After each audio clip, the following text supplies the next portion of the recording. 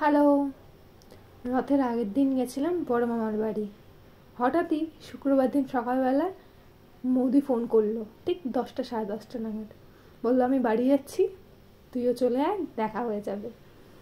দেখবে অনেক সময় অনেক প্ল্যান অনেক আগে থেকে করেও সাকসেসফুল হয় না, কিন্তু আবার কখনো কখনো সাডেন করা প্ল্যানগুলোই সাকসেসফুল হয়ে যায়। ঠিক এটাও আমার সেরকমই একটা প্ল্যান, মানে আমার নয়, দিদির করা।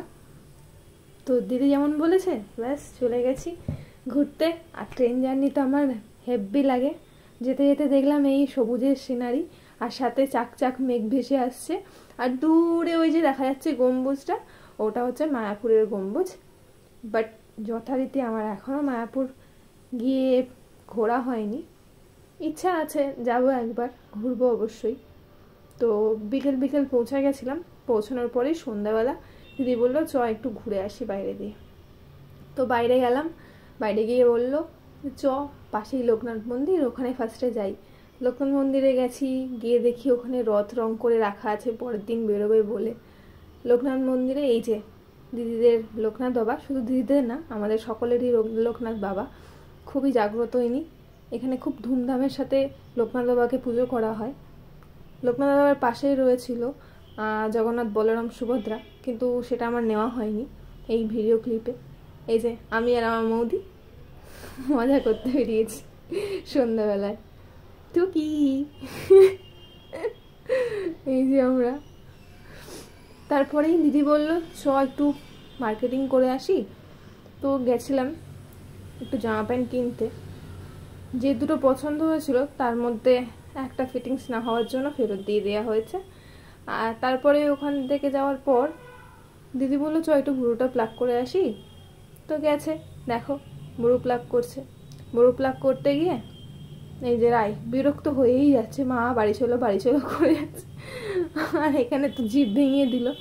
শেষমেশ ভুরু প্লাগ করতে গিয়ে দিদির চোখের ওপরে কাট লেগে গেছে, সেটাই দেখাচ্ছে যে দেখ কাট লেগে গেছে এখানে। যাই হোক, পরের দিন সকালবেলা একদম সকাল সকাল উঠে পড়েছিলাম মর্নিং ওয়াকের জন্য। মর্নিং ওয়াক সেরে বাড়ি টাড়ি গিয়ে দিদি বলল আজকে দুপুরে আর বাড়িতে খাবো না, বাইরে খাবো। তো ওদের ওখানে এই এই জায়গাটায় গেছিলাম। এই জায়গাটার নাম হচ্ছে দুর্গা আশ্রম। আগের দিন রাতেই ও আমাকে বলেছিল যে পরের দিন দুর্গা আশ্রমে যাব। তো যেমন বলেছিল সেরকম পৌঁছে গেছি আমরা দুর্গা আশ্রম। খুবই সুন্দর একটা জায়গা, মনোরম, মানে একটা ঝিলের সাইডে, আর মন্দির, বসার জায়গা, খাওয়া দাওয়ার জায়গা, সব কিছু একসাথে।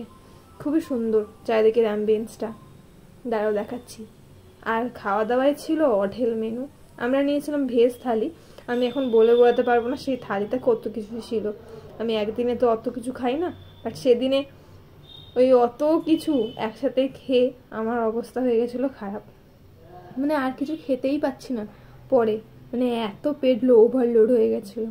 যাই হোক, খাওয়া দাওয়ার পরে এই মেঘ, এক ঝাঁক কালো মেঘ উড়ে এসে এক পশলা বৃষ্টি হয়ে যায়। তারপর বৃষ্টি শেষে আমরা দুর্গাশ্রমের ভেতরটা একটু ঘুরতে যাই। খুবই সুন্দর দুর্গাশ্রমের ভেতরটা, দেখো এত সুন্দর না জায়গাটা। এখানে একবার গেলে তোমার মনে হবে যেন এখানেই বসে থাকি, এখানেই থাকি অনেকক্ষণ, মানে এক দৃষ্টি তাকিয়ে জলের দিকে তুমি অনেকটা টাইম পার করে দিতে পারবে। এরকমই একটা জায়গা, একদম নিস্তব্ধ, নিরিবিলি, কেউ কোথাও নেই।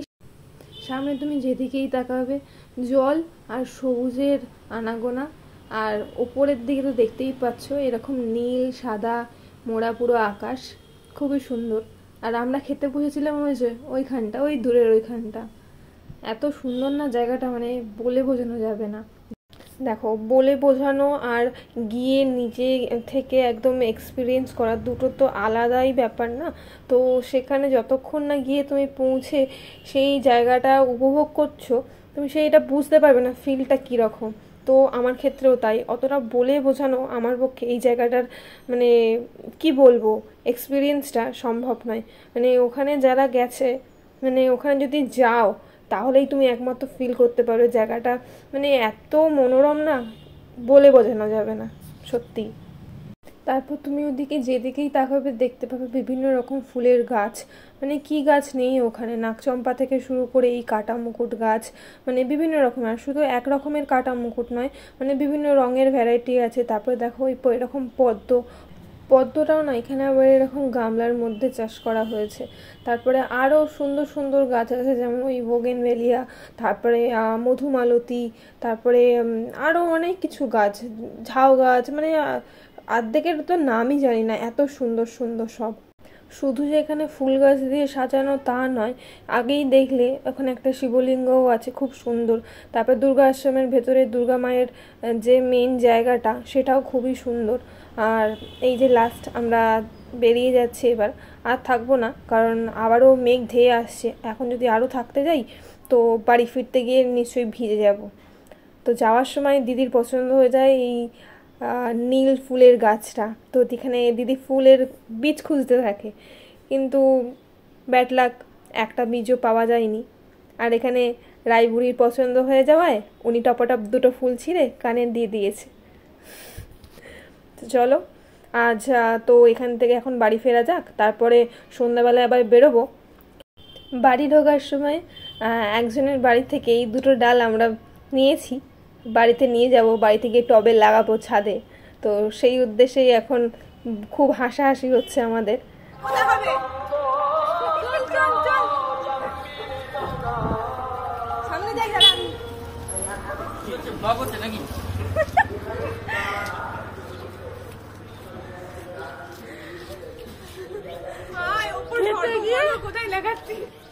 খেতে গিয়ে হাত ব্যথা হয়ে গেল পুরো।